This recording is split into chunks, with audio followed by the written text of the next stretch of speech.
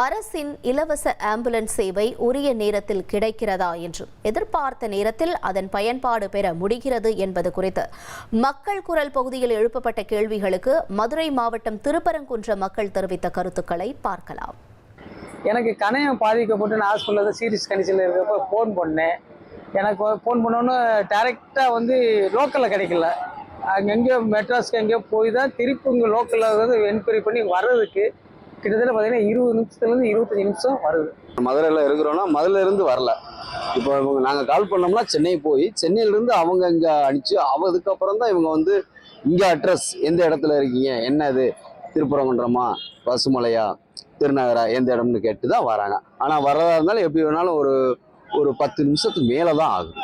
Government ambulance எடுத்தால் ஜிஹெச்சுக்கு போகிறதுனா மட்டும்தான். நம்ம ப்ரைவேட்னா நேராக இங்கே நம்ம சொல்லினாலும் எந்த ஹாஸ்பிட்டல் பக்கமாக இருக்குதோ எங்களுக்கு எங்கே கமிஷன் இருக்குதோ அதில் தான் கொண்டு போய் கொடுக்குறாங்க, நிறுத்துறாங்க. 108 ஆம்புலன்ஸ் ஒரு குறிப்பிட்ட அளவு தான் வச்சுருக்காங்க. இப்போ மதுரைக்கு மொத்தத்தில் ஒரு 50 வண்டி இருக்குன்னா மதுரை மாவட்டம் பூரா 80 பேர் இருப்பாங்க பேஷண்ட். எவ்வளோ ஆக்சிடென்ட் நடக்குது, எல்லாருக்கும் குறிப்பிட்ட டயத்தில் வர முடியாது. அதனால ஒருத்தரை கூட்டிகிட்டு போவாங்க, அவங்களுக்கு வரும். இன்னொன்று சென்னையிலேருந்து அவங்க கால் பண்ணணும். சில பேர் கரெக்டான அட்ரஸ் சொல்ல மாட்டேங்கிறாங்க, அதனால கூட கரெக்டாக கிடைக்க மாட்டேங்குது. அதே மாதிரி கூட்டிகிட்டு போனே அவங்க விட்டு அந்த பார்ட்டியை கொண்டு ஹாஸ்பிட்டல் விட்டா தான் திருப்பி ரிட்டர்ன் வர முடியும். இவங்க உடனே வரலன்னு அவசரப்படுறாங்க. உடனே வரணுக்கு இது பிரைவேட் உறுதி கிடையாது. ஆம்புலன்ஸ் கொண்டு ஜிஹெச்சில் சேர்த்துட்டு அங்கே அட்மிஷன் போட்டுட்டு தான் அடுத்து வர முடியும். ஆம்புலன்ஸ்லாம் கரெக்டான முறையில் வருது போகுது. ஆனால் அவங்கள குறைன்னு சொல்லக்கூடாது. அவர் சொன்ன மாதிரி வசதி படைச்சவங்க வேற அதான் தனியார் ஆஸ்பத்திரிக்கு போய் இது பண்ணிக்கிறாங்க.